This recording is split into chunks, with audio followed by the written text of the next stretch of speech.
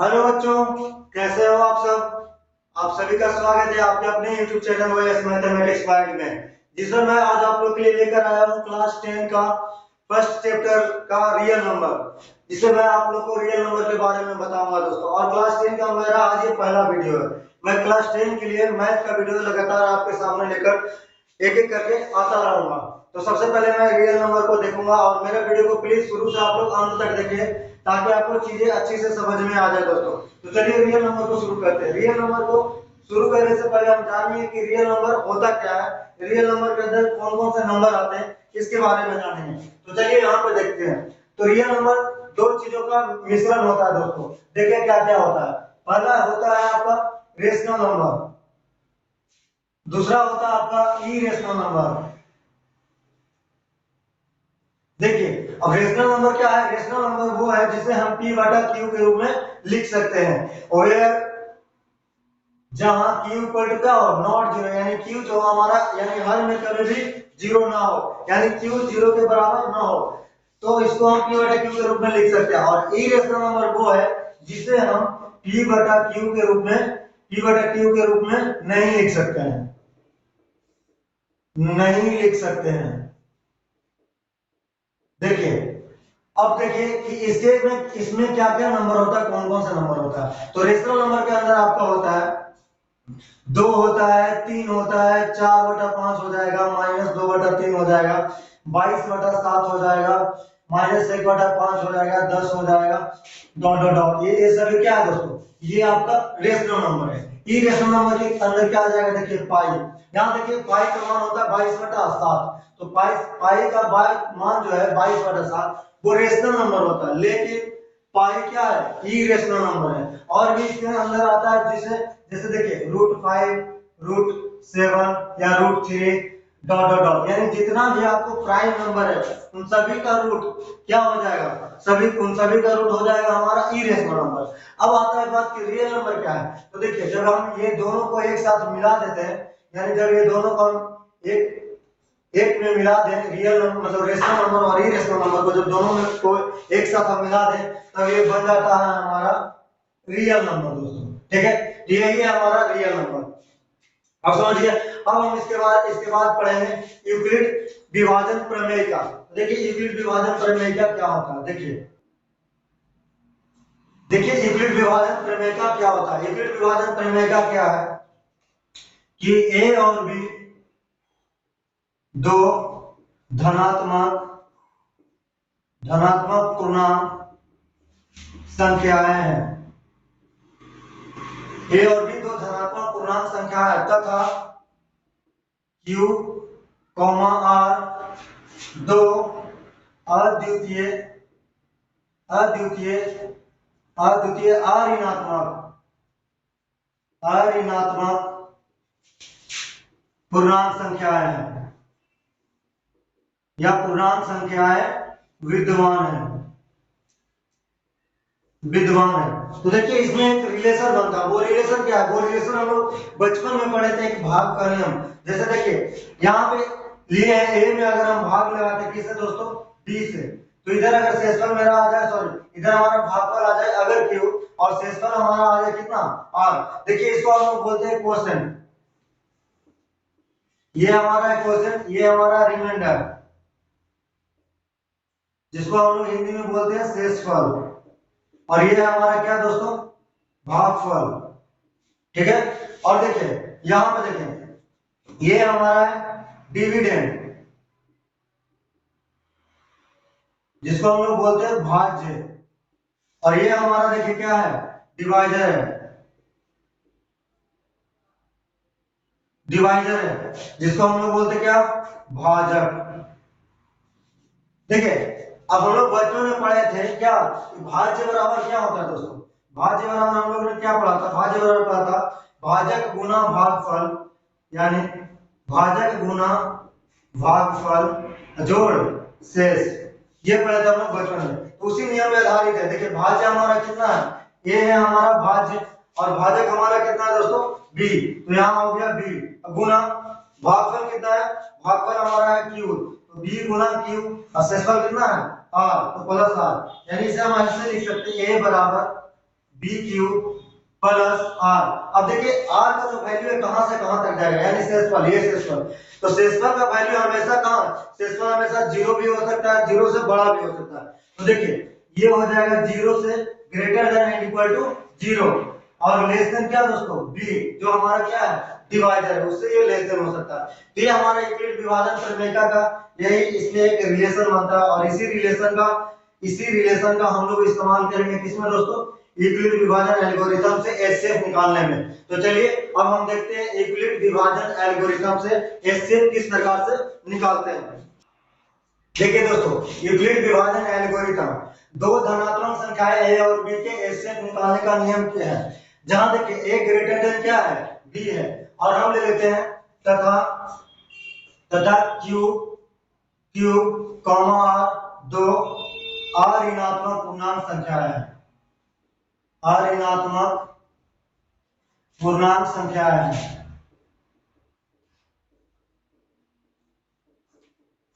देखिए एक मतलब ये यूक्लिड विभाजन एल्गोरिथम से हम लोग एचसीएफ कैसे निकालते हैं किसी भी संख्या, किसी भी दो संख्या का या तीन संख्या का। तो समझिए, चलिए हम एक भाग लगा के देखते हैं। जैसे मान के चलिए अगर आपके पास a ग्रेटर देन b है और आप भाग लगा रहे हैं a में, किससे, b से, तो आपका अगर भागफल आता है q और मान के चलिए आपका अगर शेषफल आ जाए r, तो देखिए होता क्या है, अगर आपके पास शेषफल आ गया r और शेषफल r जो है, अगर आपका शेषफल r आ गया कितना, जीरो के बराबर, तो जो डिवाइजर होगा हमारा वही हमारा क्या हो जाएगा दोस्तों, एचसीएफ, यानी कि ये वाला जो डिवाइजर है हमारा यही हो जाएगा क्या, एचसीएफ। यही हो जाएगा हमारा ए और बी का एचसीएफ, ठीक है, यही हो जाएगा हमारा ए और बी का एचसीएफ, ठीक है। जो डिवाइजर होगा वही हमारा हो जाएगा ए और बी का एचसीएफ। अब बात को समझिए, अगर ये तो था यदि r इक्वल टू जीरो हो जाए तो ये हो जाएगा, यदि r equal to not zero हो जाए तो क्या होगा, कौन होगा फिर एचसीएफ। तो यदि अगर r बराबर जीरो हो जाए तो आपको क्या करना है, ये वाला r लेके और ये डिवाइजर लेके फिर से आपको यूक्लिड विभाजन प्रमेयिका का इस्तेमाल करना है। यानी कि अब आपको क्या करना है, अब आपको r से भाग लगाना किसमें, b में। अब r से भाग लगाना आपको b में, तो मान के चलिए अगर इस बार आपका भागफल कोई दूसरा नंबर आ जाए, जैसे मान लेते हैं आपको कोई नंबर आता है e और इधर नीचे आ जाता है कोई नंबर c भागफल में, तो देखिए अगर इधर नीचे आपका नीचे आ गया जो शेषफल है वहां पे c आ गया और c बराबर आ गया जीरो आ जाए, यानी यदि c बराबर कितना आ जाए जीरो, तो सीधे सीधे हम कह सकते हैं जो एचसीएफ होगा हमारा वो क्या हो जाएगा दोस्तों, इन दोनों का डिवाइजर। यानी आप एक लाइन में इसको इस तरह से समझ सकते हैं कि हम एचसीएफ उसे कहेंगे जब किसी भी संख्या से किसी भी संख्या में भाग दिया जाए, तो जब जिस डिवाइजर से यानी जिस भाजक से शेषफल क्या आ जाए, शून्य आ जाए, यानी जिस डिवाइजर से शेषफल शून्य आ जाए वही डिवाइजर हमारा क्या होगा, उन दोनों संख्याओं का एचसीएफ हो जाएगा दोस्तों, ठीक है। यानी यहाँ पे देखिए c बराबर जीरो आ जाए तो हम कह सकते हैं ये जो r है हमारा यही क्या आ गया, एचसीएफ आ गया।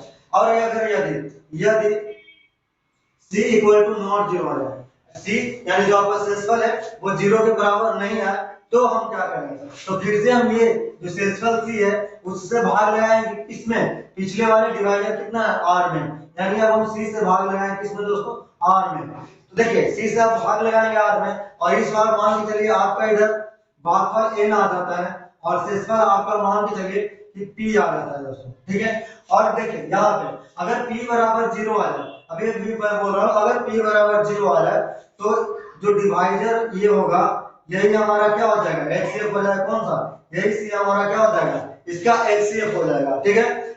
और अगर p equal to not zero आ जाए तो हमको क्या करना चाहिए, शेषफल है p, उसी शेषफल से हमको पीछे वाले डिवाइजर में क्या करना है, फिर से भाग लगाना है, यानी आपको p से भाग लगाना है किसमें, c में, और इसी तरह से आपको करते जाना जब तक कि शेषफल जीरो ना आ जाए, और जहां पे जाकर शेषफल जीरो आ जाए वही उसी का डिवाइजर हमारा क्या हो जाएगा, एचसीएफ हो जाएगा। और हम लोग देखिए एचसीएफ को कितना तरीका से लिख सकते हैं, यहाँ पे अगर आपको लिखना है कि एचसीएफ निकालना और ए और बी का, तो आप एचसीएफ ए और बी लिख सकते हैं, यहाँ पे इस तरह से एचसीएफ का साइन आप लोग लिख सकते हैं, एचसीएफ यानी अगर आपको ए और बी का एचसीएफ लिखना हो तो एचसीएफ ए कॉमा बी ब्रैकेट में बंद करके आप लोग इस तरह से भी इसको लिख सकते हैं। तो चलिए अब हम इसको एक क्वेश्चन के माध्यम से समझते हैं। चलिए देखते हैं। देखिए दोस्तों, यहाँ पे एक क्वेश्चन है, यूक्लिड विभाजन एल्गोरिथम का प्रयोग कर 867 और 255 का एचसीएफ ज्ञात करने के लिए आपको बोला गया है। तो कैसे ज्ञात करेंगे?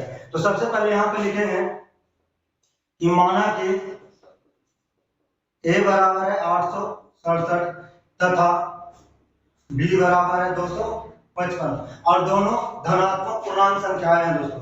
ठीक है, तो अब हम क्या करेंगे कि यूक्लिड विभाजन प्रमेय से हम लोग क्या करेंगे, a में भाग लगाएंगे b से, यानी 867 में हम भाग लगाएंगे किससे, 255 से। अब देखिए 255 से 867 में जब हम भाग लगाएंगे तो कितना बार लगाएंगे दोस्तों, 3 बार लगाएंगे। तो 3 बार लगाएंगे तो 5 किया 15 के 5 भागे 1 और 25 किया 75 1 76। देखिए 7 में 5 किया 2, 6 में 6 गया 0, 8 में 7 गया 1। अब देखिए 102 आ गया।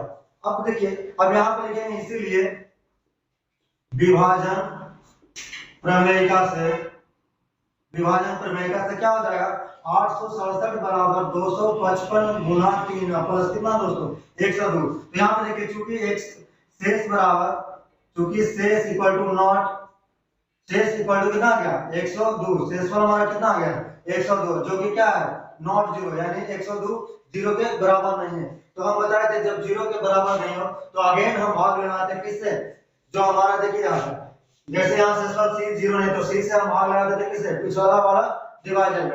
यानी अब हम क्या करेंगे, फिर से भाग लगाएंगे किसमें, 102 से 255 में। अब देखिए यहाँ से हम 2 बार लगाएंगे तो 204, 5 में 4 गया, 5 में से 0 गया 5 और ये देखिए कट जाएगा। अभी देखिए 51 यहाँ भी लिखेंगे, इसीलिए विभाजन प्रमेयिका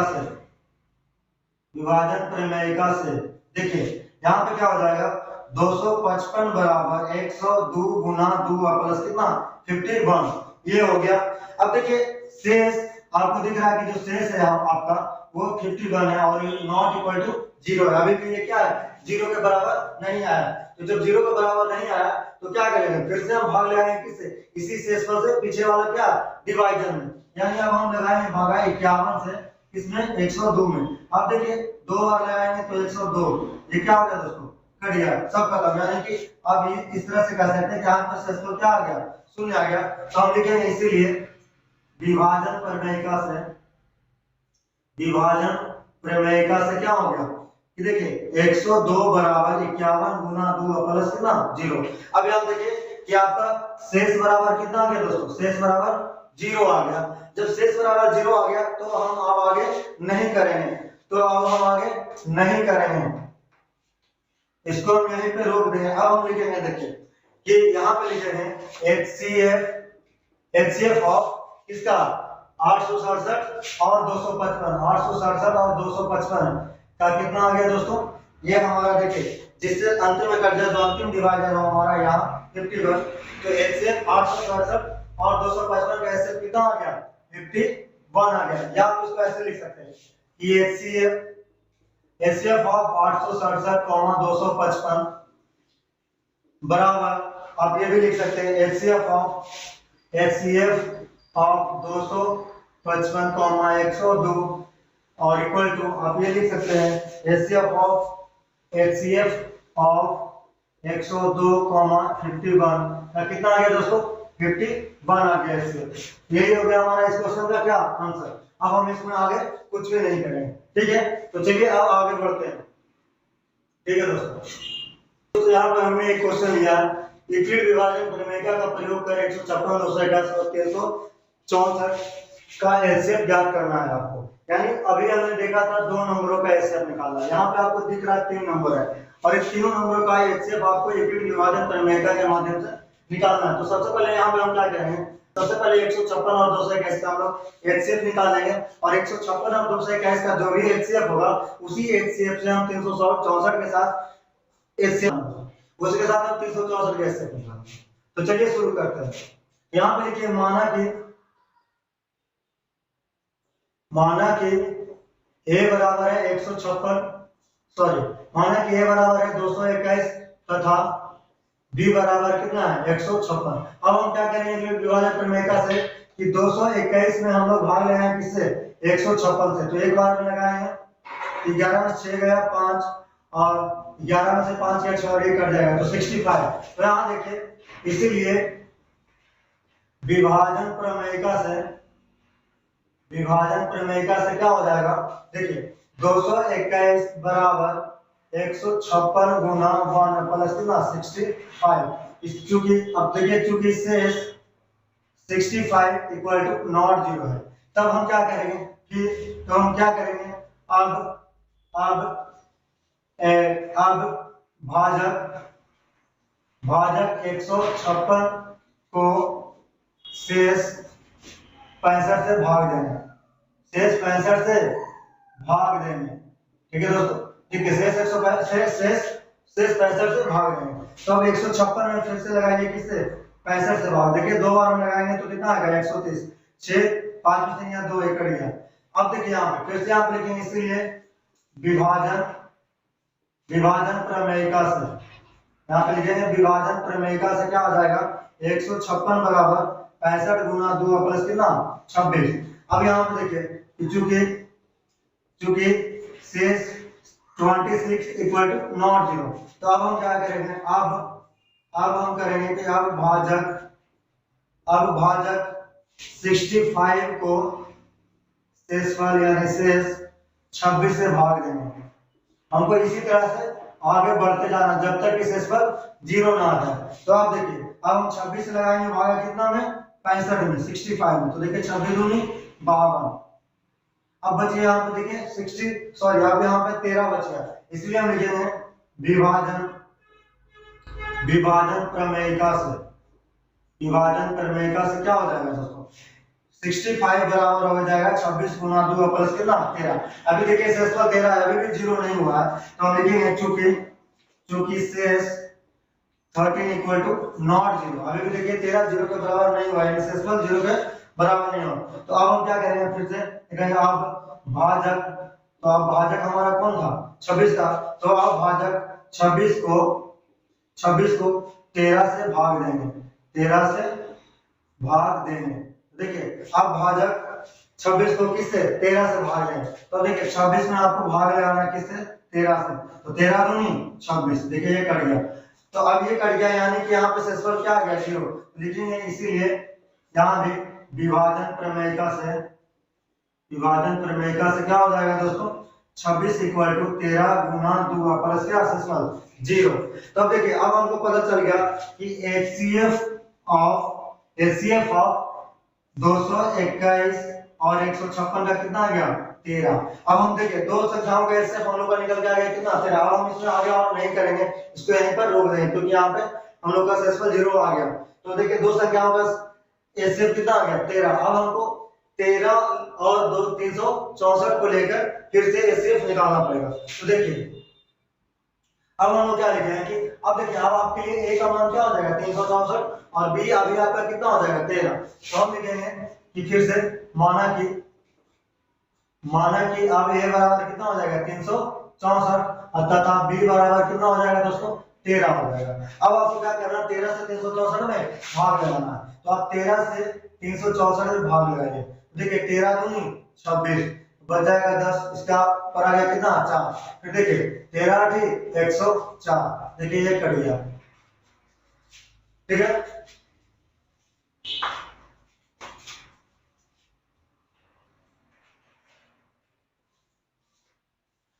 ये कट गया। अब देखिए यूक्लिड विभाजन प्रमेयिका से, यानी इसलिए विभाजन विभाजन प्रमेयिका से, देखिए दोस्तों विभाजन प्रमेयिका से आप क्या हो जाएगा कि 364 जो है 364 बराबर 13 गुना 28 और प्लस जीरो, शेषफल कितना आ गया जीरो। अब देखेंगे चूंकि शेष हमारा आ गया कितना शेष बराबर शेष जीरो आ गया, तो हम कह सकते हैं एचसीएफ ऑफ कितना 364 और 13 का एचसीएफ कितना आ गया 13 आ गया दोस्तों। अब लिख सकते हैं इसी प्रकार क्या क्या देखिए 156 221 और 364 का एचसीएफ कितना हो जाएगा दोस्तों बराबर 13। यही हो गया हमारा इस क्वेश्चन का सॉल्यूशन, ठीक है दोस्तों। चलिए आगे बढ़ते हैं।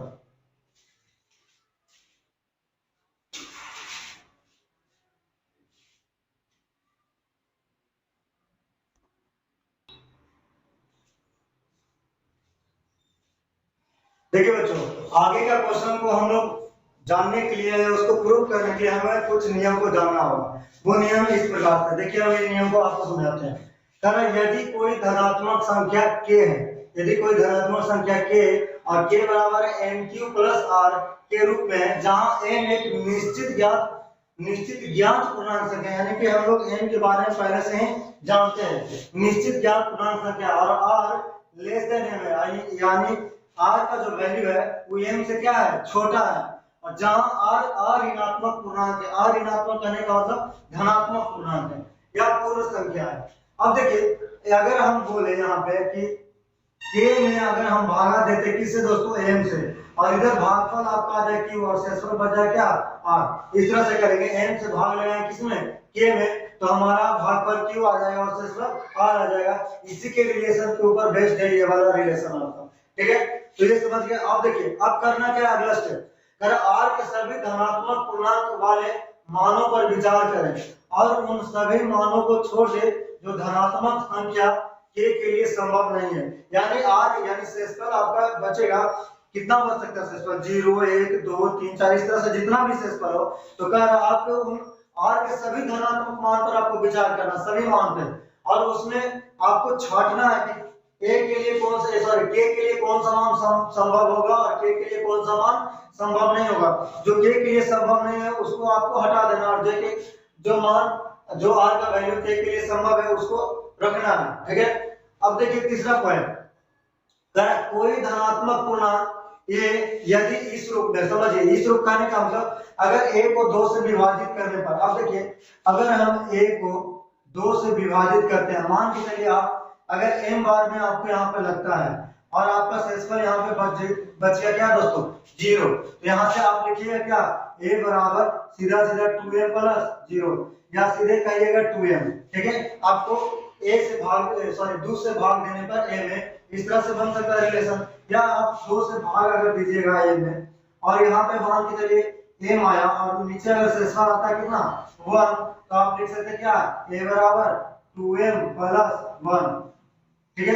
अब देखिए, अब हम अगर 2 से a में भाग देंगे, तो 2 से a में भाग देंगे तो यहाँ पे शेषफल कभी भी 2 नहीं बच सकता दोस्तों, क्योंकि अगर नीचे यहाँ पे 2 आएगा तो 2 से 2 में हम भाग लगा सकते हैं, इसलिए ये वाला हमारा संभव नहीं है। तो ये दोनों मान संभव है, देखिए तो क्या हो सकता है, 2m या 2m प्लस 1।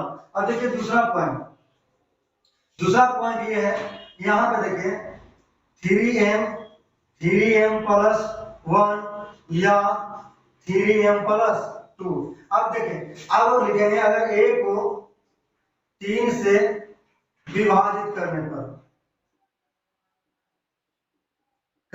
देखिए, ये आप समझिए ये क्या है, देखिए ये आप समझिए, अगर आप यहाँ पे a को भागा दे रहे हैं किससे, आप अगर a में भागा दे रहे हैं 3 से भागा दे रहे हैं, मान के चलिए आपको यहाँ पे कितने बार में लग रहा है दोस्तों, m बार में आप लगा रहे हैं, और आपका अगर शेषफल क्या आ जाए, 0 आ जाए, तो आप लिख सकते हैं a बराबर कितना, 3m। और अगर आप 3 से भाग दे रहे हैं m और m बार में लगा रहे हैं, और अगर आपका शेषफल बच जाए 1, तो लिखेंगे a बराबर कितना, 3m प्लस 1। फिर उसी प्रकार से अगर 3 से भाग लगा रहा है m और m बार में लगा रहा है, शेषफल आपका अगर 2 आ जाए तो क्या लिखेंगे, a बराबर 3m प्लस 2, ठीक है। इसी तरह से हम लोग लिखेंगे। लेकिन आप देखिए यहाँ पे 3m प्लस 3 वाला कंडीशन नहीं आएगा, क्यों नहीं आएगा, अगर हम 3 में भाग लगाएंगे, सॉरी 3 से भाग लगाएंगे a में और m बार में लगेगा, और नीचे शेषफल अगर 3 आ जाए तो 3 तो कभी आ ही नहीं सकता शेषफल, अगर नीचे 3 होगा तो 3 और 3 से भाग लग जाएगा, इसीलिए हमारा ये कंडीशन नहीं होगा, तो हमारा यही कंडीशन सिर्फ होगा। तो देखिए इसलिए ये है, ठीक है। तीसरा पॉइंट अगर हम लिखते हैं यहाँ पे, सेम उसी प्रकार से तीसरा पॉइंट देखिए हम लोग लिख देते हैं कैसे। अगर यहाँ पे हम लिखे 4m और यहाँ पे 4m प्लस 1, फिर लिखेंगे 4m प्लस 2, फिर लिखेंगे 4m प्लस 3। अब यहाँ पे लिखेंगे a को 4 से विभाजित करने पर, a को 4 से विभाजित करने पर। अब देखिए दोस्तों, जब यहाँ पे 3m प्लस 1 या 3m प्लस 2 दिख रहा था तो आप 3 से विभाजित किए, यहाँ जब हर जगह आपको 2 2 दिख रहा तो आप 2 से विभाजित किए। उसी तरह से यहाँ पे 4 4 4 4 आपको दिख रहा तो आप क्या करें, 4 से विभाजित करें, यानी कि आपका जो यहाँ पे बी का जो मान है वो कितना है 4। यानी आपको क्वेश्चन में अगर इस तरह का फॉर्म दिखे, तो अगर 4m+2 4m+3 इस तरह से दिखे, तो आप वहां भी बी का मान कितना मानिएगा दोस्तों 4 मान लीजिएगा। आपको अगर इस तरह से दिखे तो आप वहां पे बी का मान कितना 3 मान लेना आपको। अगर इस तरह से आपको दिखे 2m+1 या 2m के फॉर्म में, तो बी का मान आपको कितना मान लेना है 2 मान लेना है। तो देखिए आप लोग ये समझ गए हो। तो चलते हैं हम क्वेश्चन को देखते हैं, इसी के जैसा क्वेश्चन पे चलते हैं। देखिए इसी फार्मूला का इस्तेमाल करके, इसी नियम को इस्तेमाल करके हम लोग क्वेश्चन को किस प्रकार से करते हैं। देखिए दोस्तों अभी जो हमने नियम सीखा उसी के आधार पर मैंने क्वेश्चन को लिया है। देखिए पहला, दर्शाइए कि कोई भी धनात्मक विषम पूर्णांक 6q+1 या 6q+3 या 6q+5 के रूप का होता है, जहां q कोई पूर्णांक है। तो चलिए हम इसको प्रूव करते हैं। देखिए कैसे यहां पे करना है आपको कि माना कि, देखिए माना कि a कोई धनात्मक विषम पूर्णांक है। हमको प्रूफ भी यही करना है।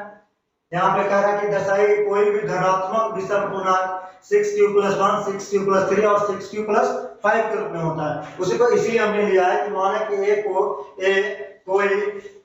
कोई धनात्मक विषम पूर्णांक है। अब देखिए तथा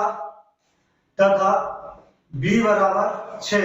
अब बताइए b बराबर 6 हमने इसलिए लिया, हम लोग जब नियम बता रहे थे उसमें भी हम लोग बताया था आपको कि जब आपको 2m+1 2m+3 सॉरी 2m या 2m+1 के फॉर्म में रहे तो हम b का मान कितना लेंगे 2 लेंगे। या आपको 3m+1 3m+2 के फॉर्म में रहे तो b का मान कितना लेंगे 3 लेंगे। या 4m+1 4m+2 या 4m+3 के फॉर्म में रहे तो क्या b का मान हमको कितना लेना है 4 लेना है। तो यहाँ देखिए 6q+1 6q+3 और 6q+5 के फॉर्म में, तो हम b का मान कितना ले लेंगे दोस्तों 6 ले लिए। अब आगे देखिए, अब देखिए हम यहाँ पे क्या करेंगे, यूक्लिड विभाजन प्रमेयिका का इस्तेमाल करेंगे। यहाँ पे लिखेंगे यूक्लिड विभाजन प्रमेयिका से, यूक्लिड विभाजन प्रमेयिका से। तो देखिए यूक्लिड विभाजन प्रमेयिका से हमारा क्या होता है दोस्तों, a बराबर होता है bq प्लस r, यही होता है a बराबर bq प्लस r। अब देखिए यहाँ पे कि a बराबर हम लिखेंगे क्या b का मान कितना दोस्तों 6 और q का q और प्लस कितना r। अब देखिए a बराबर 6q प्लस r हो गया। अब हमको करना क्या है कि बारी बारी से r का मान, आप देखिए जब आपका b का वैल्यू 6 है तो r का वैल्यू कहां से कहां तक जाएगा 0 से लेके कहां तक 5 तक। तो देखिए r के संभव मान r का वैल्यू जो है कहां से कहां तक जाएगा, या ऐसे लिख सकते हैं r का वैल्यू 0 1 2 3 4 और 5 हो सकता है, 5 हो सकता है, यही हो सकता है हमारा r का मान। ठीक है, r का वैल्यू 0 1 2 3 4 और 5 हो सकता है। तो देखिए इसीलिए हमको क्या करना, r का मान 0 1 2 3 4 और 5 को बारी बारी से रखते जाना और वैल्यू निकालते जाना। ठीक है, तो चलिए जब r का मान 0, अभी हम लिखेंगे जब r बराबर 0 तब a बराबर क्या हो जाएगा दोस्तों, जब r 0 हो जाएगा तो a बराबर हमारा क्या हो जाएगा 6q प्लस 0, इसका मतलब क्या 6q। ठीक है, अब जब लिखेंगे r बराबर हो जाएगा 1 तो a बराबर क्या हो जाएगा 6q प्लस 1। अब देखिए जब r बराबर 2 होगा तो a बराबर क्या हो जाएगा 6q प्लस 2। अब r बराबर जब 3 होगा तो a का मान हो जाएगा 6q प्लस 3 और r बराबर जब 4 होगा तो a बराबर हो जाएगा 6q प्लस 4 और r बराबर जब 5 होगा तो a बराबर हो जाएगा 6q प्लस 5 और r का मान बस यहीं तक होगा दोस्तों, आगे नहीं होगा क्योंकि r का मान 5 ही तक जा सकता है। अब बताइए, अब इसमें आपको ढूंढना है कि कौन सम संख्या है और कौन विषम संख्या है। तो यहाँ पे आप देखिए a के मान में देखिए आपको दिख रहा है 6q, तो 6q किसी भी अऋणात्मक पूर्णांक संख्या में, जैसे देखिए q क्या है एक अऋणात्मक पूर्णांक संख्या है, तो किसी भी अऋणात्मक पूर्णांक संख्या में अगर हम 6 से गुणा करेंगे तो हमेशा क्या आएगा वो सम संख्या आएगा। जैसे 6 से गुणा करिए आप 5 में तो 6 5 30, अगर आप 6 से गुणा करते हैं 4 में तो 6 चौके 24। ये देखिए दोनों के दोनों क्या है दोस्तों सम संख्या। तो हम समझ गए कि a के मान में 6q, a के मान में 6q, अब देखिए 6q में अगर हम 2 को जोड़ भी देंगे तो भी समी संख्या रहेगा, यानी कि 6 प्लस 2 और 6 प्लस कितना 4, ये सभी सम संख्याएं हैं, ये सभी सम संख्याएं हैं, ये सभी क्या है दोस्तों सम संख्या है। तो हमको तो सम संख्या लेना नहीं है, तो अतः हम लिख सकते हैं अतः ए के मान में अतः ए के मान में 6 प्लस 2 और 6 प्लस 4 नहीं होगा। क्या दोस्तों ये सब इस ए के मान में नहीं होगा, तो ए का मान अब क्या हो जाएगा, इसीलिए ए का मान 6 प्लस 1 6 प्लस 3 और 6 प्लस 5 हो जाएगा, 6 प्लस 5 हो जाएगा।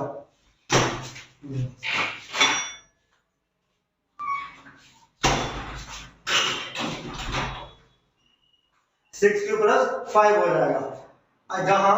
जहां लिख सकते हैं हम लोग क्यू एक अऋणात्मक पूर्णांक संख्या है। देखिए दोस्तों हम लोग इसको प्रूव कर दिए। अब देखिए आपको दिख रहा है कि 6 प्लस 1 और 6 प्लस 3 और 6 प्लस 5 क्या है, विषम संख्या है, जो कि हमारा क्वेश्चन में कह रहा था कि कोई भी धनात्मक विषम पूर्णांक 6 प्लस 3 या 6 प्लस 5 के रूप में क्या होता है। तो देखिए हमने देखा कि a का मान 6 प्लस 1 6 प्लस 3 और 6 प्लस 5 सभी क्या है विषम पूर्णांक के रूप में है।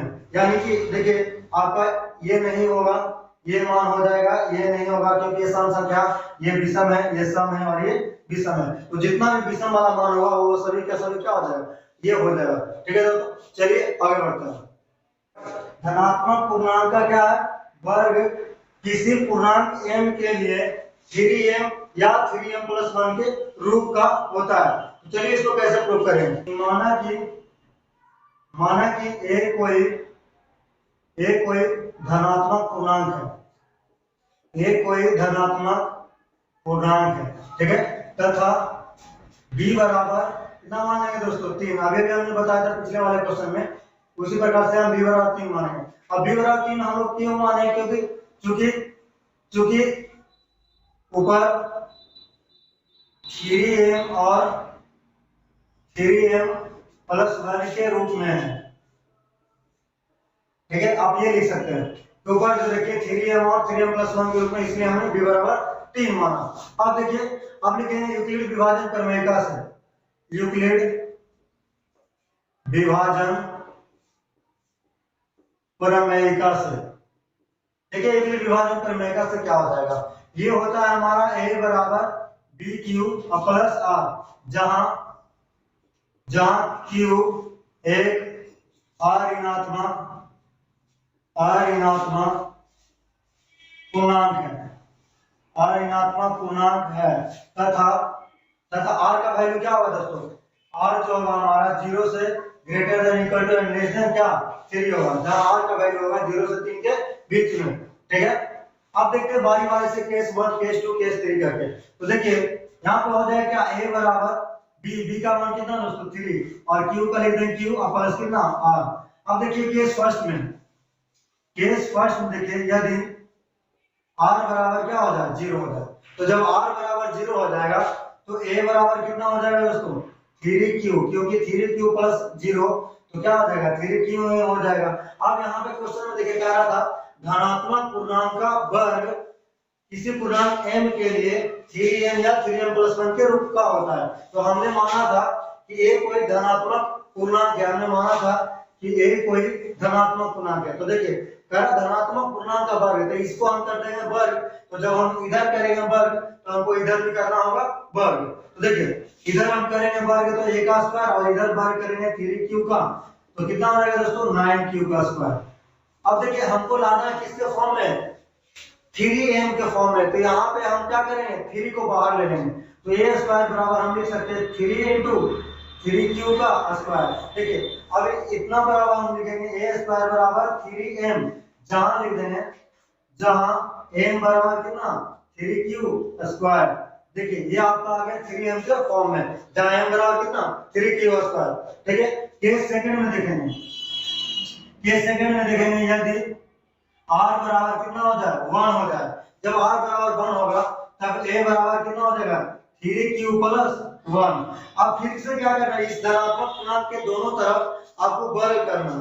तो आपको वर्ग करना तो a स्क्वायर बराबर 3q प्लस 1 का होल स्क्वायर करना है। तो देखिए ये कितना हो जाएगा 3q का होल स्क्वायर मतलब 9q का स्क्वायर और प्लस 1 और प्लस 2ab तो 2 और a का वैल्यू कितना 3q, इसका मतलब हो गया कितना 9q का स्क्वायर और प्लस 3 दूनी 6q और प्लस 1। अब देखिए इसको भी आपको 3m प्लस 1 के रूप में कन्वर्ट करना है। तो आप क्या करिएगा, यहां से भी आप 3 कॉमन ले लीजिए, तो 3 कॉमन ले लेंगे तो यहां बच जाएगा 3q का स्क्वायर और प्लस 2q और प्लस 1। अब देखिए यहाँ पे 3q square plus 2q plus 1 का फॉर्म में बच गया। अब हम यहाँ पे क्या लिख सकते हैं, देखिए अब यहाँ पे लिख सकते हैं हम a स्क्वायर बराबर 3m प्लस 1, जहां जहां m बराबर हम लोग लिखेंगे, जहां m बराबर हम लोग लिखेंगे 3q square plus 2q, 3q square plus 2q।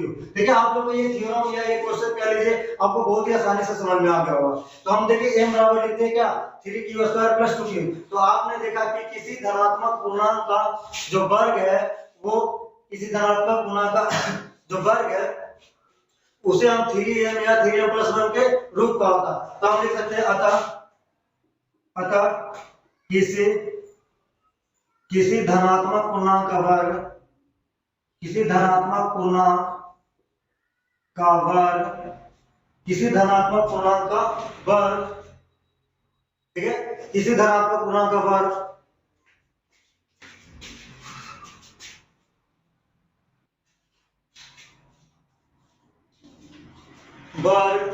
क्या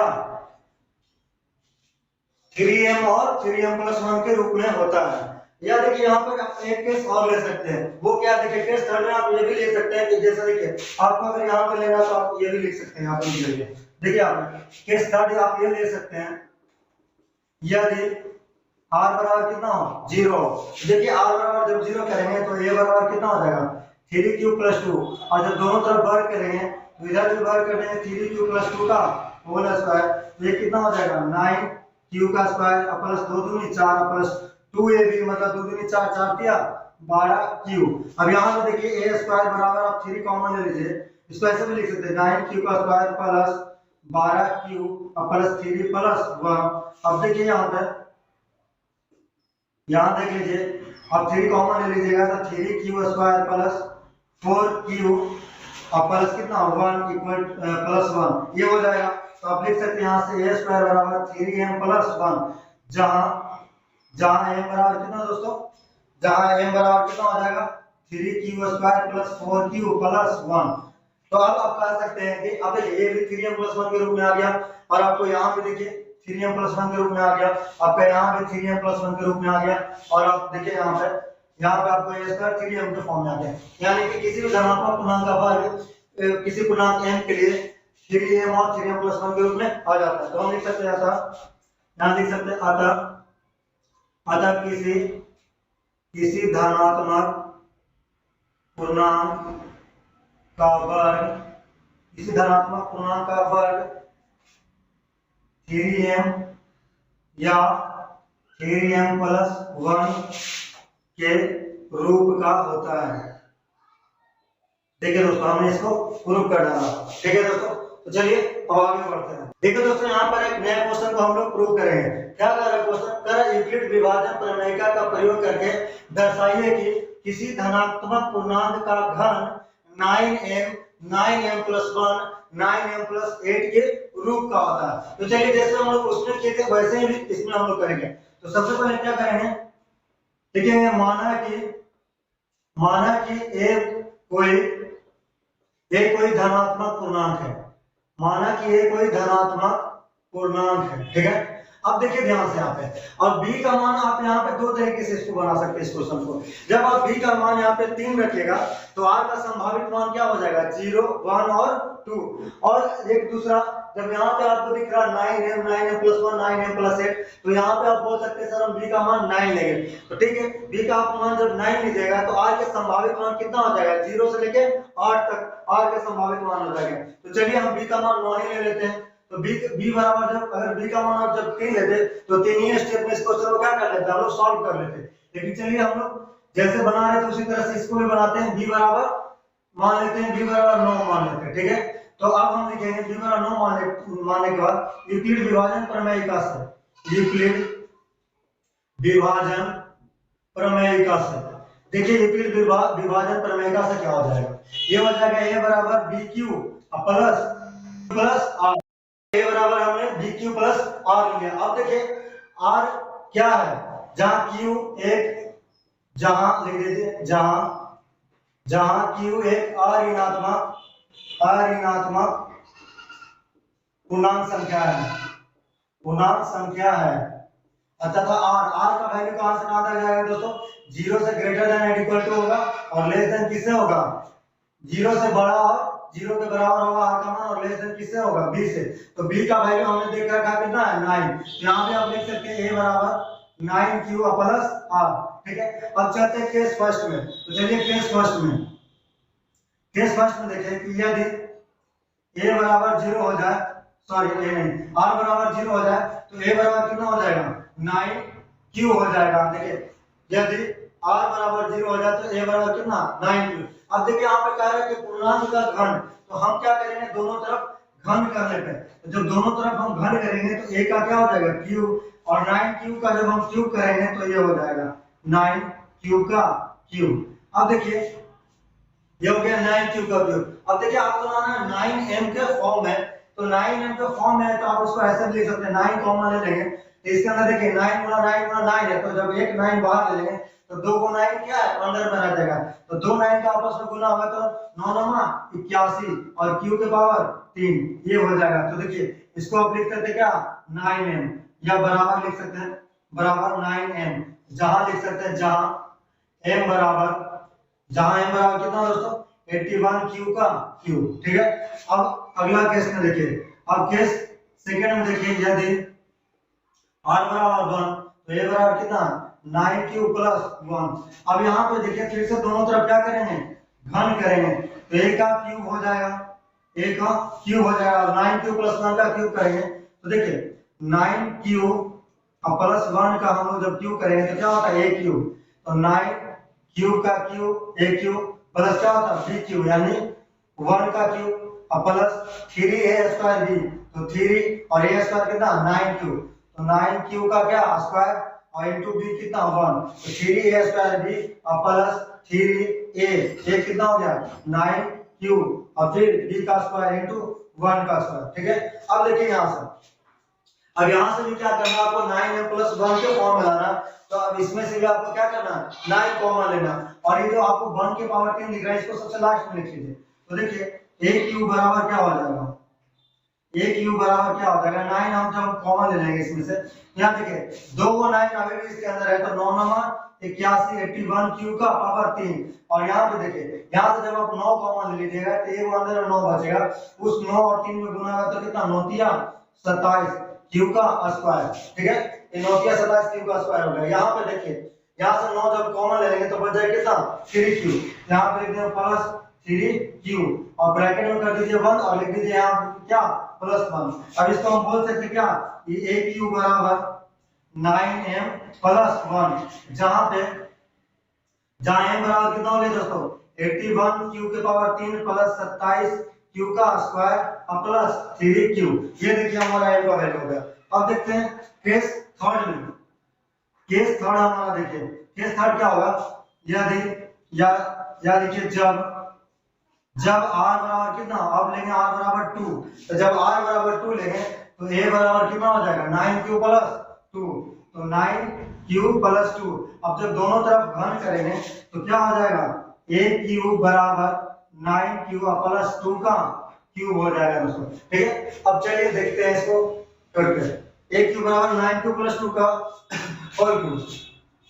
देखिए ए क्यू बराबर क्या हो गया, अब A Q plus B Q plus 3a square B into sorry A Q plus B Q plus 3a square B plus 3a B square पे हम इसको तोड़ देंगे। तो देखिए ए क्यू मतलब 9q का क्यूब ए क्यू प्लस 3a स्क्वायर भी कर लेते हैं तो 3 और a स्क्वायर मतलब 9q का स्क्वायर, 9q का स्क्वायर इनटू b का मतलब कितना दोस्तों 2 इनटू 2 प्लस 3a और b का स्क्वायर मतलब 2 का स्क्वायर और प्लस 1 का क्यूब। तो 1 हमारा कितना है 1 क्यूब, यहाँ पे 1 के सॉरी 2 का क्यूब, यहाँ हो जाएगा 2 का क्यूब। ठीक है देखिए यहाँ पे b के जगह पे कितना था 2, तो 2 का क्यूब हो गया। अब यहाँ पे देखिए a क्यूब बराबर, अब यहाँ से भी आपको क्या करना है दोस्तों 9 कॉमन लेना है, क्योंकि देखिए हर जगह आपको 9 9 9 दिख रहा है, तो अब 9 कॉमन लीजिए। यहाँ पे हम 9 कॉमन ले लेंगे तो 9 9 81 क्यू के पावर 3 यहाँ पे बच जाएगा। फिर यहाँ पे प्लस देखिए यहाँ इसके अंदर में 9 2 को 9 दिख रहा है, 9 का स्क्वायर इसलिए तो 9 2 को यहाँ पे है, तो एक 9 जब बाहर निकालेंगे तो एक 9 ये बच जाएगा और यहाँ पे 3 यहाँ पे 2, तो 9 तिया 27 27 तो नहीं 54, तो यहाँ हो जाएगा 54 क्यू का स्क्वायर। ठीक है यहाँ से देखिए 9 जब बाहर ले लेंगे तो बच जाएगा 2 दूनी 4 4 तिया 12, तो प्लस 12 क्यू। और देखिए इसको ब्रैकेट में कर लीजिए आप 1 और प्लस कितना 2 दूनी 4 दूनी 8। अब यहाँ पे देखिए ए क्यू बराबर क्या हो गया 9m प्लस 8 के फॉर्म में, यानी कह सकते हैं कि जहां m बराबर क्या हो गया 81 क्यू का पावर 3 और प्लस 54 क्यू का स्क्वायर प्लस कितना 12 क्यू। अब देख रहे हैं आप कि m जब हम r का वैल्यू बोले थे आपको, जब हम b का वैल्यू आप लोग जब 3 लेते तो r का 3 को संभव मान निकलता है क्या दोस्तों 0 1 2। तो देखिए r जब 0 था हमारा कितना आ गया, देखिए r जब 0 था तो हमारा देखिए 9m आ गया, a क्यू बराबर क्या आ गया 9m आ गया, और जब r बराबर 1 था तो हमारा देखिए 9m प्लस 1 आ गया, यहाँ पे देखिए 9m प्लस 1 आ गया, यहाँ पे दिख रहा आपको, यहाँ पे देखिए 9m आ गया था। ठीक है उसी तरह से जब r बराबर हमने 2 रखा तो किसके फॉर्म में आ गया a क्यू बराबर 9m प्लस 8 के फॉर्म में आ गया। देखिए आपको तीनों के तीनों फॉर्म यहाँ पे निकल चुका है दोस्तों, लेकिन हम बोले हैं कि r का मान 0 से लेके कहां तक जाएगा 8 तक जाएगा, तो हम लोग अभी और केस को बनाएंगे, तो देखते हैं एक दो केस और ट्राई करके क्या रिजल्ट आता है। तो चलिए अब देखेंगे जब r बराबर 3, तो जब r बराबर 3 होगा तो क्या हो जाएगा a बराबर 9q प्लस कितना 3। देखिए a बराबर 9q प्लस कितना 3। अब क्या करेंगे दोनों तरफ क्यूब करने पर, यानी दोनों तरफ घन करने पर, तो ये हो जाएगा a का क्यूब बराबर 9q प्लस 3 का क्यूब। अब देखिए ये हो जाएगा हमारा a क्यूब बराबर 9q का कितना cube a cube plus 3a square भी, तो 3 इंटू 9q का square into 3 plus 3a b square, तो b स्क्वायर कितना 3 का स्क्वायर। ठीक है और प्लस b का क्यूब यानी 3 का क्यूब। ठीक है अब देखिए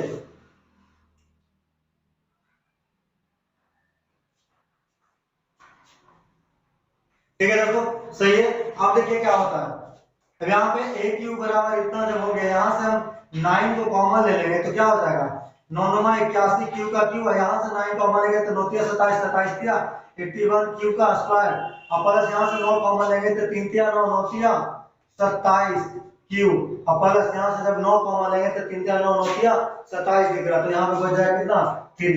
तो देखिए अब हम इसको भी बोल सकते क्या कि a क्यूब बराबर कितना आ गया 9m आ गया, जहां m बराबर कितना है 81 क्यू का क्यूब प्लस 81 क्यू का स्क्वायर प्लस 27 क्यू प्लस कितना 3 है। ठीक है अब देखिए यहां से देखिए आपको आ गया a क्यूब बराबर कितना 9m का फॉर्म आ गया। ठीक है अब आगे बढ़ते हैं केस नंबर कितना केस नंबर 3, और ये केस नंबर हमारा कितना था दोस्तों केस नंबर ये हमारा केस 4 था। ठीक है ये केस हमारा 4 था।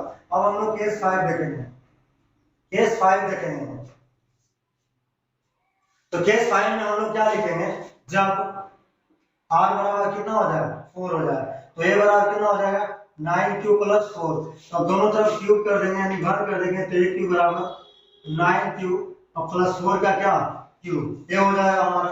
अब इसको तोड़ेंगे तो देखिए ए क्यू बराबर क्या हो जाएगा, 9 क्यू का करेंगे क्यूब, तो 9 क्यू का क्यूब और प्लस 3a स्क्वायर बी, तो 9 क्यू का स्क्वायर और बी का वैल्यू कितना 4 प्लस 3a और कितना बी का स्क्वायर, देखिए इस तरह से कर देंगे और प्लस 4 का क्यूब। ठीक है, अब ये हो गया। अब करना क्या आपको, 9 कॉमन लेना। देखिए अब यहाँ पे आप 9 कॉमन ले लीजिएगा, तो देखिए ये पे 4 4 16 16 चौके ये 64, आप इसको इस तरह से लिख सकते हैं। देखिए 9 क्यू का क्यूब और प्लस देखिए 4 तिया 12 प्लस 12 9 क्यू का स्क्वायर, यहाँ देखिए 4 4 16 16 तिया 48, तो प्लस 48 इंटू 9 क्यू।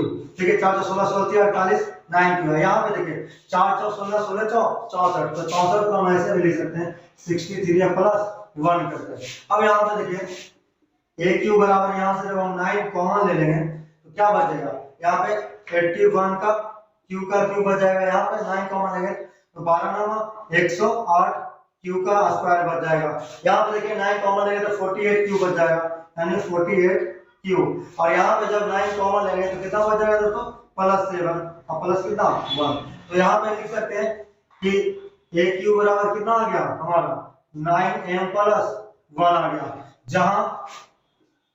जहां m बराबर कितना हो जाएगा, तो देखिए 81 क्यू का पावर कितना 3 और प्लस 108 क्यू का स्क्वायर प्लस 48 क्यू प्लस कितना 7। ये देखिए हमारा m का वैल्यू है। तो आप लोग देखिए अब अगर फिर देखिए 9m आया, फिर से आपका क्या आ रहा 9m प्लस 1 आ रहा। तो एक और केस हम लोग चेक करते हैं कि क्या आता है। तो चलिए केस नंबर 6 हम लोग देखेंगे, जब r बराबर कितना हो 5 हो, तो a बराबर कितना हो जाएगा दोस्तों 9 क्यूब प्लस 5। अब क्या करना, दोनों तरफ क्यूब करना, तो a क्यूब बराबर 9 क्यूब प्लस 5 का क्यूब कर देना।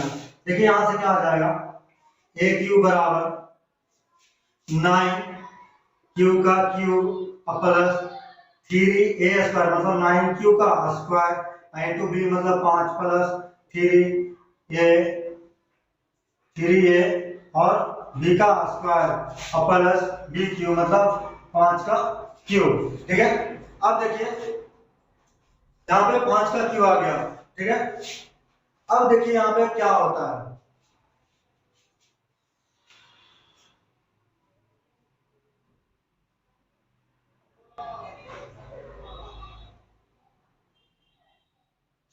एक मिनट दोस्तों।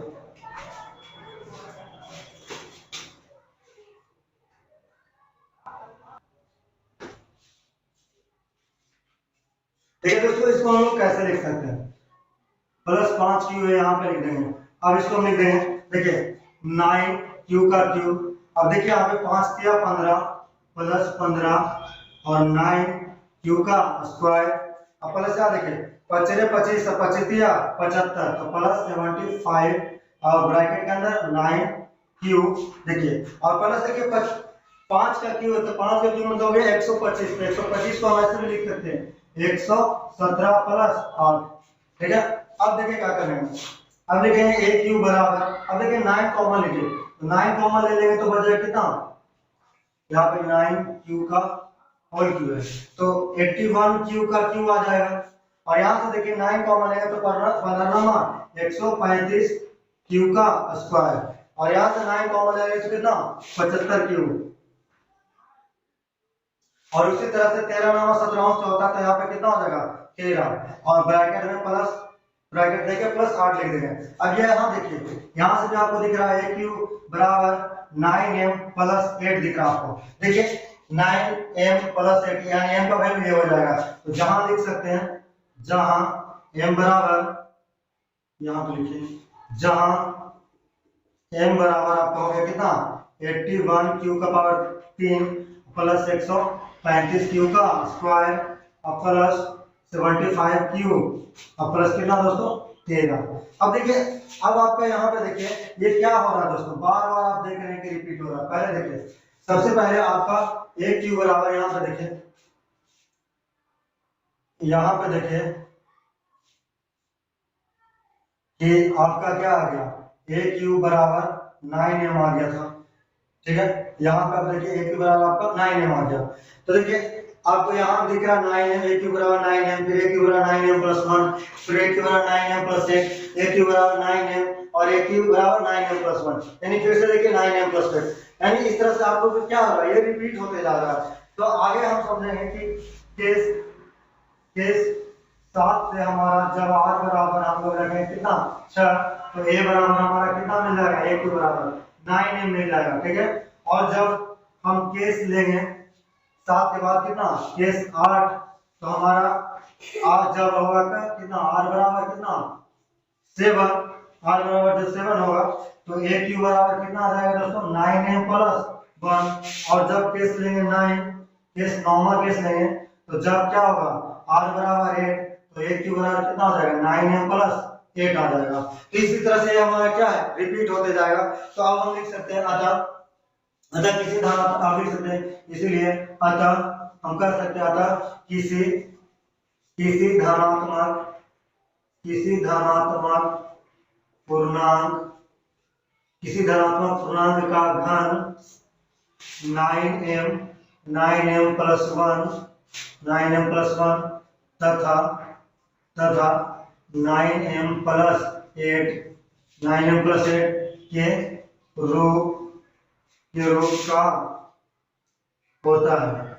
देखिए दोस्तों हमने इसको भी क्या कर दिया, प्रूव कर दिया। अब आगे भी इस तरह से केस बना के इसको बना सकते हैं, लेकिन इतना भी कर दीजिएगा तो बहुत है। देखिए आप लोग कितना आसानी से समझ में आया।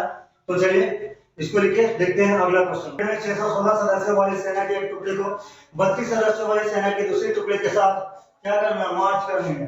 तो दोनों टुकड़ियों को समान संख्या वाले स्तंभों में मार्च करनी है। तो उन स्तंभों की अधिकतम संख्या क्या है जिनमें वे मार्च कर सकते हैं या चल सकते हैं। तो देखिए सबसे पहले क्या करेंगे, लिखेंगे, देखिए पहली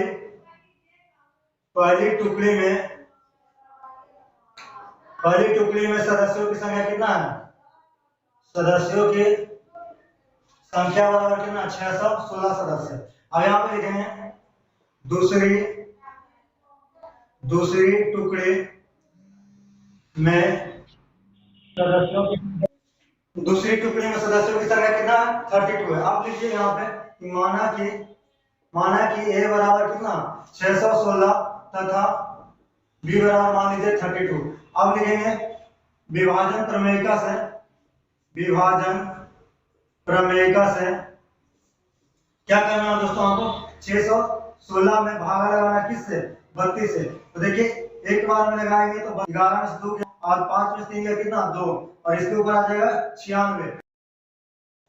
देखिए अब इसको हम कितना बार 9 बार में लगाएंगे तो कितना होगा 9 दूनी 18 के 8 बाकी 1 9 3 27 है 1 28 16 में से गया 8 और ये खत्म, बच गया कितना दोस्तों इधर 8। ठीक है, अब 8 इधर बच गया। तो देखिए यहाँ पे विभाजन प्रमेयिका से क्या हो जाएगा, विभाजन प्रमेयिका से हो जाएगा 616 बराबर 32 गुना 19 प्लस कितना 8। ठीक है, तो यहाँ पे लिखेंगे चूंकि शेष इक्वल टू नॉट 0। ठीक है, जब शेष 0 के बराबर नहीं है यानी कि ऐसे लिख सकते शेष 8 इक्वल टू नॉट 0। तो हम क्या करेंगे, तो हम क्या करेंगे भाजक 32 में हम 8 से भाग लगाएंगे। ठीक है, भाग लगाएंगे। ठीक है, तो भाग लगाएंगे। आप देखिए 8 से हम 32 में भाग लगाएंगे तो 32 8 चौके 32, यहाँ पे शेषफल कितना आ गया दोस्तों 0। तो अब यहाँ पे लिखेंगे विभाजन प्रमेयिका से क्या हो जाएगा, इससे चूंकि यहाँ पे लिखेंगे शेष बराबर कितना 0, तो इसलिए कह सकते हैं अब हम इसके आगे कुछ नहीं करेंगे, इसको यहीं पे रोक देंगे। या इसको जब हम यहीं पे रोक देंगे तो हम लिख सकते हैं कि HCF ऑफ कितना 616 और कितना दोस्तों 32। तो 616 और 32 का HCF कितना आ गया 8। तो हम यहाँ पे लिख सकते हैं कि कहा जाता है कि उन स्तंभों की अधिकतम संख्या क्या है जिनमें वे मार्च कर सकते हैं। तो हम लिखेंगे स्तंभों की संख्या 8 होगी जिनमें वे मार्च कर सकते हैं। क्योंकि एक छोटा सा क्वेश्चन था, आसान सा क्वेश्चन था, आप लोग इसको इस प्रकार से भी सॉल्व कर सकते हैं दोस्तों। ठीक है, चलिए ठीक है दोस्तों, आप लोग इस तरह से देखिए कितना आसानी से क्वेश्चन को सॉल्व हो गया। इसी तरह से और भी क्वेश्चन आपके बुक में होगा जिसको आप इसी तरह से आराम से सॉल्व कर सकते हैं। पहले मान लीजिए कि पहले टुकड़े में सदस्यों की संख्या 616 है, दूसरी टुकड़ी में सदस्यों की संख्या 32 है, और जो सबसे बड़ा संख्या होगा उसको आप ए मान लीजिए और जो छोटा संख्या होगा उसको आप बी मान लीजिए। फिर ए में और ए में डी से भाग लगा के देखिए कि शेषफल 0 आ रहा है कि नहीं। अगर शेषफल 0 नहीं आ रहा तो उसके बाद फिर से आप भाग लगा के देखिए डिवाइडर में शेषफल से, उसके बाद चेक करेंगे अगर शेषफल 0 आ रहा है तो समझ लीजिए वही आपका क्या है एचसीएफ है। ठीक है, तो बढ़ते हैं आगे कि एलसीएम एचसीएफ कैसे निकालते हैं और साथ में अभाज्य गुणनखंडन विधि से। तो देखिए इसको हम पहले गुणनखंडन विधि से तोड़ते हैं, यानी कि प्राइम फैक्टराइजेशन में तोड़ते हैं। तो सबसे पहले देखिए आपके पास कितना है 510। देखिए 510 को कैसे तोड़ते हैं, 2 से भाग लगाएंगे तो 2 दूनी 4, 2 5, ठीक है। फिर आप देखिए 3 से लगाएंगे तो 3 8 24, 3 5 15। फिर देखिए 5 से लगाएंगे तो 17 5 85, यानी 510 का कितना हो गया दोस्तों, तो 2 गुना 3 गुना 5 गुना कितना 17। अब हम 192 का चेक करेंगे। देखिए 192 को भी हम 2 से भाग लगाएंगे तो 2 9 18, 2 6 12, 2 से 48 गुनी 96, 2 से कितना हो जाएगा 24 गुनी 48, फिर 2 से 12 दूनी 24, 2 से 6 दूनी 12, 2 तिया 6। अब देखिए 192 बराबर हम क्या लिख सकते हैं, 2 गुना 2 गुना 2 गुना 2 गुना 2 गुना 2 गुना 3, यानी 1 2 3 4 5 6, 1 2 3 4 5 6 गुना 3। अब देखिए हमको इस मेथड से एलसीएम और एचसीएफ कैसे निकालते हैं। तो एलसीएम और एचसीएफ निकालने के लिए सबसे पहले देखिए यहाँ पे देखिए 2 अकेले हैं, तो यहाँ पे देखिए 510 को हम लोग कैसे लिख सकते हैं, 2 के पावर 1 गुना 3 के पावर 1 गुना 5 के पावर 1 गुना 17 के पावर 1। और लेकिन 192 को हम लोग कैसे लिख सकते हैं दोस्तों, तो देखिए 192 को भी हम लोग लिख सकते हैं कैसे, 2 के पावर 6 और गुना 3, इस तरह से आप लोग लिख सकते हैं इसको। अब देखिए हमको निकालना है तो दूसरा तरीका हम समझा रहे हैं, 2 गुना 3 गुना 5 गुना 17, ठीक है। और इसको लिख सकते हैं 2 गुना 2 गुना 2 गुना 2 गुना 2 गुना 2 गुना 3। अब देखिए एलसीएम क्या होता है और एचसीएफ क्या होता है। तो देखिए सीधा सीधी बात आप ये समझिए कि यहां से अगर आप देखिएगा हमारा एचसीएफ क्या हो जाएगा, अगर आपको यहां से देखना है तो देखिए यहाँ पे हम सभी को एक प्राइम फैक्टराइजेशन के उभयनिष्ठ पावर के रूप में लिख दीजिए। जैसे यहाँ पे 2 का मिनिमम पावर कितना है दोस्तों 1, यहाँ 2 का पावर कितना मैक्सिमम 6, तो और देखिए 2 यहाँ भी है और 2 इसमें भी मिल रहा है, दोनों में 2 है, लेकिन 2 का सबसे कम वाले पावर को ही हम लेंगे। तो यहाँ से हमारा 2 के पावर कितना हो जाएगा 1, और यहाँ देखिए 3 ऊपर में भी मिल रहा है, 3 नीचे में भी मिल रहा है, तो दोनों के पावर कितना है 1 ही 1 है, तो इसमें से हम ले लेंगे 3 के पावर 1। तब यहाँ पे गुना करेंगे 2 तिया 6, तो देखिए यहाँ से हमारा कितना आ गया एचसीएफ 6। और यहाँ से अगर हम एलसीएम का बात कर लें तो देखिए यहाँ से आपको जो भी लेना है प्राइम फैक्टर, जैसे 2 भी एक प्राइम नंबर है, 3 भी प्राइम नंबर है, 5 और 17 भी एक प्राइम नंबर है, तो देखिए इसका मैक्सिमम पावर आपको लेना है। तो इसका मैक्सिमम 2 का मैक्सिमम पावर कितना है 6, तो आप ले लीजिए 2 के पावर मैक्सिमम 6। लेकिन देखिए ऊपर नीचे दोनों में 3 के पावर 1 ही है, तो यहाँ पे हम गुना कर लेंगे कितना 3 से, और देखिए ऊपर 5 है तो लिख लेंगे 5 फिर गुना 17, ये आपका क्या आ गया दोस्तों एलसीएम आ गया। ठीक है, अब आपको यहाँ से देखना है कि एचसीएफ और एलसीएम कैसे निकालते हैं। तो देखिए एचसीएफ हम निकालते हैं यहाँ से जो दोनों में कॉमन हो जाए। देखिए यहाँ से तो आपको 2 दिख रहा है और साथ ही साथ यहाँ देखिए यहाँ आपको 3 भी एक दिख रहा है, यानी यहाँ से 2 और यहाँ से एक 3 निकल के आ जाएगा, तो आप सीधे सीधे कर सकते हैं 2 गुना 3 बराबर 6। और एलसीएम क्या आ जाएगा, देखिए जो मिला है, यानी देखिए 2 2 का कॉमन हुआ था, इसमें से एक 2 आ जाएगा और इसमें से एक क्या आ जाएगा 3, और ऊपर में क्या बच गया 5 गुना 17, तो लिख दीजिए 5 गुना 17, नीचे में क्या बच गया 1 2 3 4 5, यानी गुना 2 के पावर 5। तो ये हो गया आपका इस तरह से एलसीएम और एचसीएफ निकल गया दोनों तरीके से। अब साथ में नीचे कह रहा है कि और सत्यापित करें कि दो संख्याओं का गुणनफल एलसीएम गुना एचसीएफ होता है, यानी कि एक फार्मूला है जो हम लिख देते हैं, होता है दो संख्याओं का गुणनफल बराबर होता है दोनों संख्याओं का एचसीएफ गुना दोनों संख्याओं का एलसीएम, ये वही होता है दोस्तों। अब इसी को आपको कहा है प्रूव करने के लिए, इसी को आपको कहा है प्रूव करने के लिए। तो देखिए यहाँ से दो संख्या आपको दिख रहा था कितना 192 और कितना 510। देखिए दो संख्याओं का गुणनफल, ठीक है। तो देखिए दो संख्याओं का गुणनफल कितना हो गया 510 और गुणन कितना 192। और देखिए दोनों संख्याओं का एलसीएम कितना निकल के आया दोस्तों 6। अब दोनों संख्याओं का एलसीएम कितना निकल के गया 2 के पावर 6 और 3 गुना 5 गुना 17। देखिए यहाँ पे हो गया 2 के पावर 6 गुना 3 गुना 5 गुना 17। देखिए ये आपका क्या था दोस्तों, ये आपका एलसीएम था और ये आपका क्या था एचसीएफ था। देखिए एचसीएफ गुना हमने एलसीएम क्या है तो इतना आना चाहिए, ठीक है। आप 192 गुना 510 कर लीजिए कितना आएगा, देखिए 192 गुना 510 कर लेंगे तो 192 और 510 के शून्य बाकी एक और 95 96 तो 2 9 6 1 7 9 के 90, यानी कि यहाँ पे आ जाएगा 9792 और 0 6 दिया 18 18 बचे 90 90 गुना 17 गुना 2 के पावर 6 कितना हो जाएगा 64। इन तीनों का जब गुना करेंगे तो ये भी हो जाएगा 97,920 और इधर भी हमारा हो जाएगा 97,920।